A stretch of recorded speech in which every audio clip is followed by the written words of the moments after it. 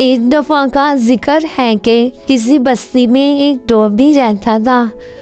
उसके पास 2 पालतू जानवर थे, एक कुत्ता और एक गधा। कुत्ता दिन भर उसके घर पर नज़र रखता था।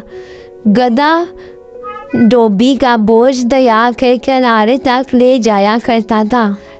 एक रात धोबी गहरी नींद सो रहा था और एक चोर घर में आया। कुत्ता भी गहरी नींद सो रहा था तो उसने चोर पे भौंकना कैसे था। गधा जब से जाग रहा था उसने मालिक को जगाने का सोचा तो उसने झंझलाना शुरू कर दिया।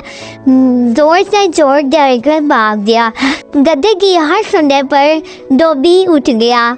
वो बाहर आया तो उसे समझ नहीं आ रहा थे तो गधा क्या कर रहा है। उसे काफ़ी गुस्सा आया तो उसने गधे को लाठी से मारना शुरू कर दिया। जबकि गधा सोच रहा था उसने तो डोबी का घर बचाया था। हमें इस कहानी से ये सबक मिलता है, जिसका काम उसी को समझ